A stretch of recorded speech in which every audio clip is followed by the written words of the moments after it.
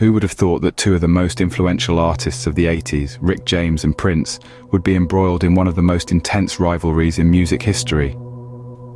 Picture it. The late 70s, the dawn of a new decade just on the horizon. Two musicians, each with their unique style and sound, cross paths for the first time.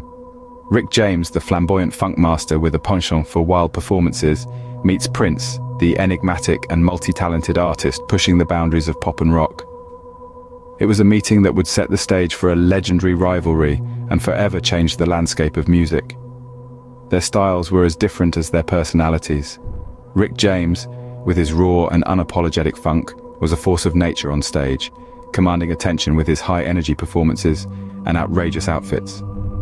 On the other hand, Prince, with his eclectic blend of rock, pop, and soul, was a musical chameleon, constantly evolving and defying genre conventions. Yet, despite their differences, or perhaps because of them, a spark of competition ignited between the two.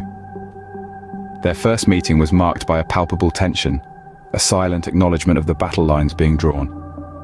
They were both on the rise, both hungry for success, both ready to fight for their place in the music industry. And fight they did. Their rivalry wasn't just a battle of egos, but a clash of musical ideologies. It was funk versus pop, raw energy against refined artistry. Each performance, each new release was a gauntlet thrown, a challenge issued. They pushed each other, each striving to outdo the other, to prove themselves the superior artist. But this was just the beginning. As their careers took off, so did the intensity of their rivalry. It wasn't just about who was the better musician anymore.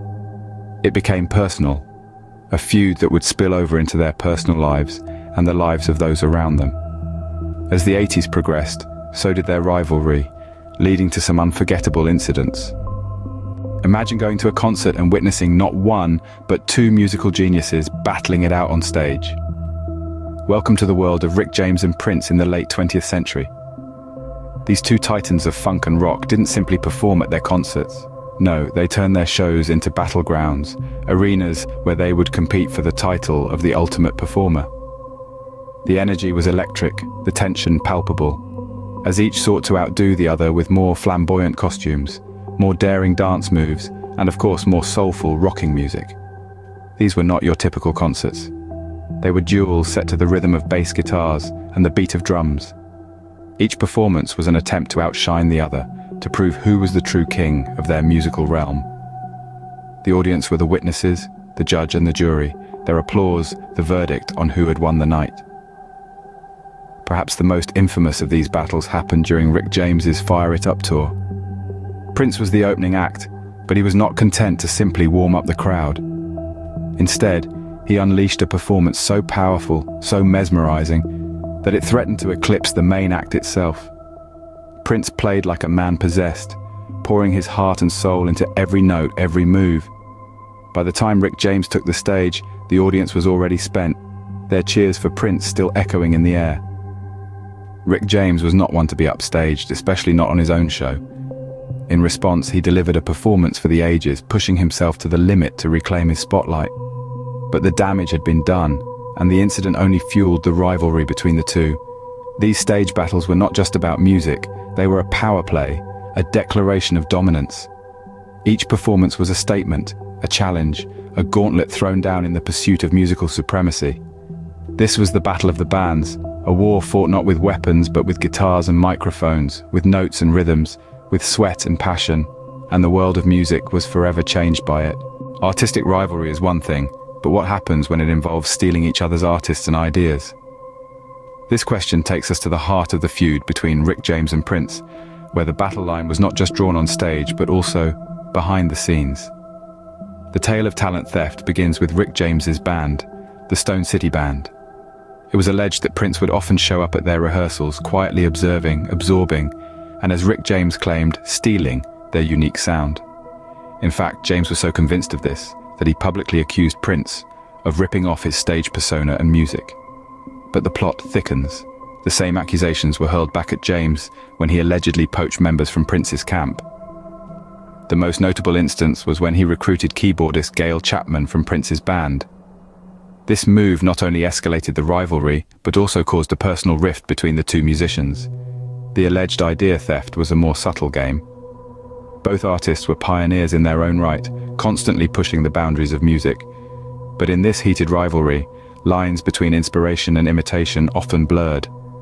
Prince's song Uptown was said to bear a striking similarity to James's Super Freak, and James's Ghetto Life seemed to echo Prince's Dirty Mind.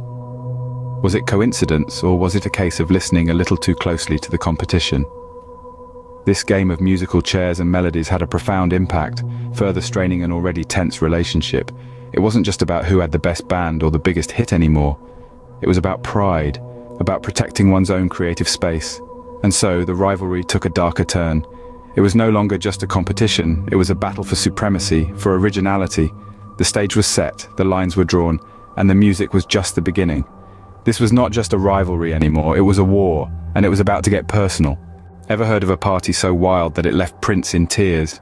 Well, buckle up, because we're diving headfirst into the legendary Hennessy incident. This wasn't just any party.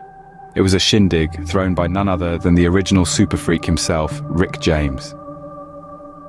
In the lead up to this infamous event, tensions were already running high between Prince and Rick. They were both at the peak of their careers, each trying to outshine the other. As we've seen, this rivalry was marked by fierce competition, stolen talent, and even accusations of idea theft. But on this particular night, the rivalry took a turn for the unexpected. The party was in full swing, the music was loud, and the atmosphere was electric. Rick, always the life of the party, decided to take things up a notch. He handed Prince a glass of Hennessy, a strong cognac that's not for the faint of heart. Prince, known for his clean living, was reluctant. But Rick, ever the provocateur, wouldn't take no for an answer. As the story goes, Prince was eventually coaxed into taking a sip, and then another, and another, until eventually he found himself overwhelmed by the potent spirit. The Purple Rain singer reportedly ended up in tears, a moment that shocked the partygoers and added yet another chapter to the ongoing saga between these two music icons. In the aftermath of the party, the incident became a legendary tale in the music industry. It was a moment that showcased the extremes of their rivalry and the lengths that Rick was willing to go to get one up on Prince. But it also revealed a softer side to Prince, a vulnerability that fans rarely got to see. This incident marked a turning point in their rivalry, but was it the end, or just the beginning of more skirmishes to come? While it's easy to look back and laugh at the absurdity of it all, let's not forget that at the heart of this rivalry were two incredibly talented artists, each pushing the other to reach new heights of musical genius. And for that, we can only be grateful. The rivalry between Rick James and Prince was more than just a feud. It shaped the course of music history. This was a clash of two titans, a frenzied dance of ego, talent, and ambition that radiated waves of influence across the music landscape. Let's start with the impact on their careers.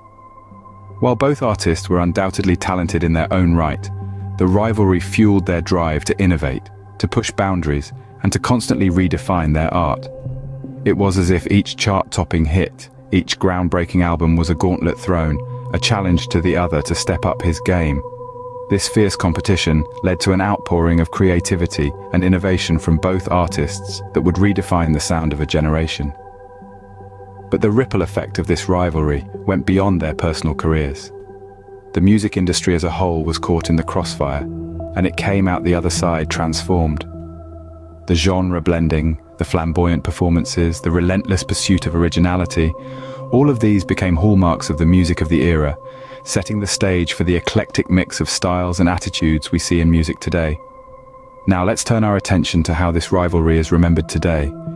It's been immortalized in pop culture, in biographies, documentaries, and countless retellings. It's become a touchstone, a symbol of the passionate, sometimes volatile nature of creative genius. It's a reminder that sometimes, out of discord and strife, can come art that transcends and endures. As we look back, we realize that this rivalry was not just about two artists at odds. It was a battle of musical titans, each leaving their own indelible mark on the world of music. And while Rick James and Prince may no longer be with us, the echoes of their rivalry still resonate, a testament to the power of their talent and the indomitable spirit of their music.